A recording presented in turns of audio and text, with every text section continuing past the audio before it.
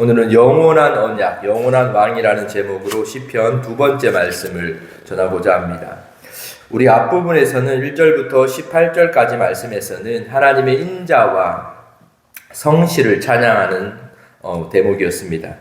그리고 이제 그 인자와 성실이 어디에서 났는지를 설명해 주고 있습니다. 그것은 바로 다윗과 맺은 언약으로 말씀하십니다. 하나님은 다윗을 선택하셨고 또한 그의 왕위를 견고하게 하시겠다라고 약속하셨습니다. 단순히 이 말씀은 다윗 한 사람에 대한 말씀이 아닙니다. 궁극적으로 다윗의 자손으로 오실 예수 그리스도를 가리키고 또 예수 그리스도를 통하여 구원의 은혜를 받은 저희들을 향한 하나님의 말씀이기도 합니다. 하나님은 은혜로 먼저 다윗을 선택하셨습니다. 19절과 20절에 보면 내가 능력 있는 용사에게 도움을 주며 백성 중에 택한 자를 높였나니 라고 말하고 또한 내가 내 종 다윗을 찾아내어 나의 거룩한 기름을 부었도다 라고 말합니다. 중요한 것은 하나님께서 먼저 찾으셨다라는 겁니다. 다윗은 스스로 왕이 된 것이 아닙니다. 그는 들판에서 양을 치던 목자였습니다. 그러나 하나님은 먼저 그를 찾아내셨고 그를 택하셨고 그 들판의 모습인 다윗을 보고 하나님은 내 마음에 합한 자다라고 여겨주셨습니다. 성경에서 하나님의 그 은혜, 하나님의 역사는 언제나 하나님의 선택으로 먼저 시작됩니다.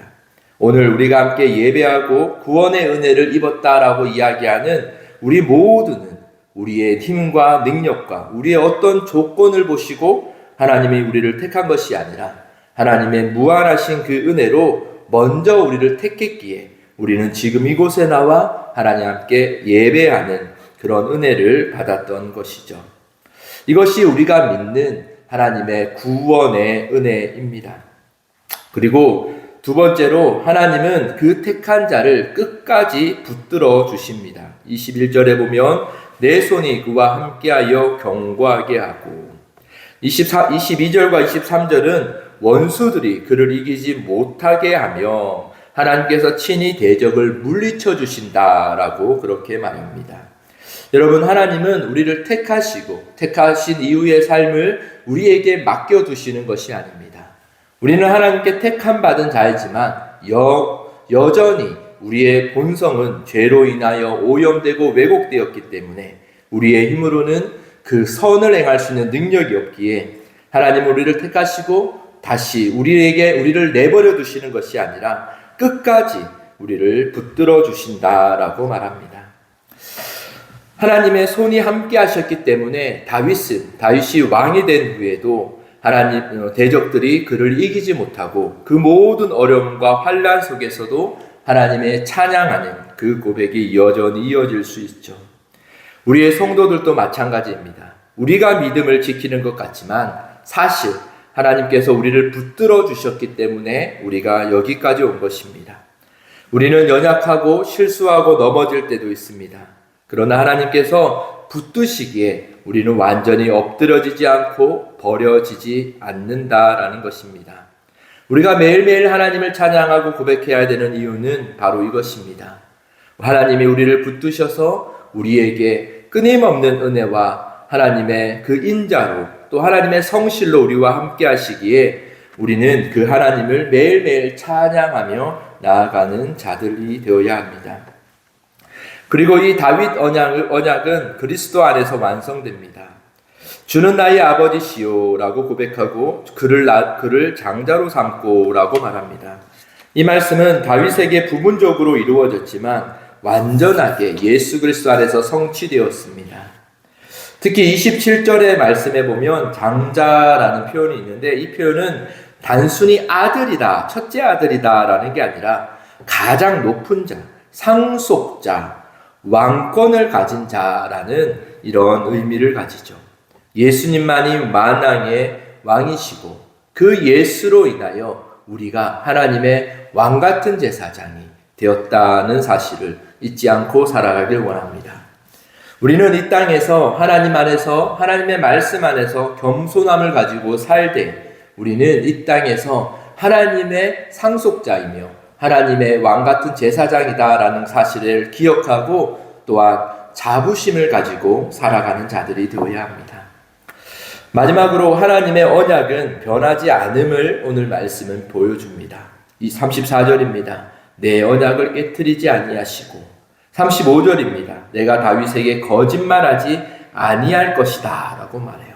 어쩌면 이 오늘 본문 중에 이 말씀들이 오늘 본문의 핵심입니다. 여러분, 사람은 우리가 한 약속을 지키지 못합니다. 그러나 하나님은 다릅니다. 하나님은 자신의 언약을 영원히 깨트리지 않으십니다. 그렇기에 우리는 하나님 앞에 자격 없는 모습으로 살아가지만 하나님이 스스로 말씀하신 그 말씀과 스스로 하신 그 언약을 하나님께서는 스스로 온전히 지키시기 때문에 우리는 여전히 하나님의 자녀로 오늘도 살아갈 수 있는 것이죠. 36절과 37절에 보면요, 그의 후손이 장구하고 그의 왕위는 해같이 내 앞에 항상 있으며 라고 말해요. 당시 이 말씀들을, 이런 약속들을 통해 다윗의 왕조는 영원할 것처럼 보였습니다. 그러나 시간이 지나면서 다윗의 왕국은 무너졌습니다. 그렇다면 이 하나님의 약속도 변한 것일까요? 그렇지 않습니다. 하나님은 다윗의 자손으로 예수를 보내심으로 그 약속을 완전히 성취하셨습니다. 그리고 예수의 나라는 영원히 무너지지 않는다라고 하셨죠. 때로는 우리에게 주신 하나님의 약속이 우리의 생각과 우리의 방법대로 우리가 원하는 대로 흘러가지 않을 때도 있습니다. 그때에 우리는 기억하십시오. 하나님이 말씀하신 그 말씀을 반드시 이루시되 우리의 생각과 우리의 계획을 넘어서는 분이심을 기억하며 우리는 믿음으로 그 약속을 붙들며 살아가는 저와 여러분들 되길 소망합니다. 우리는 종종 현실을 보며 흔들립니다. 약속은 있는데 현실이 보일지 않을 때가 있습니다.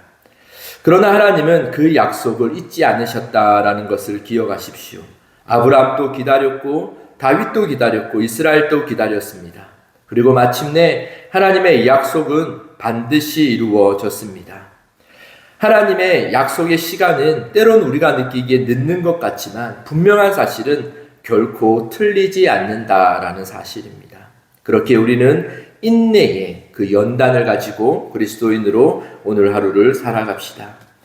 오늘 말씀은 끝으로 세 가지를 말씀합니다. 하나님은 은혜로 저와 여러분들을 택하셨습니다.